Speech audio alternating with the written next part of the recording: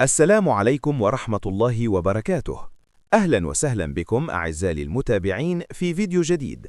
إذا كنتم تتساءلون عن موعد عيد الفطر المبارك لعام 2026 في الجزائر، فأنتم في المكان المناسب. قبل أن نبدأ، لا تنسوا دعمنا بالضغط على زر الإعجاب والاشتراك في القناة وتفعيل الجرس ليصلكم كل جديد من الأخبار والمناسبات الإسلامية المهمة.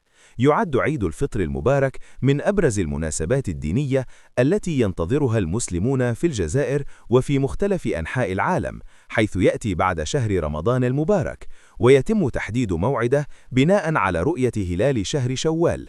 وبحسب الحسابات الفلكية، من المتوقع أن يكون أول أيام عيد الفطر لسنة 1447 هجرية الموافق لعام 2026 ميلادية في الجزائر يوم الجمعة 20 مارس 2026.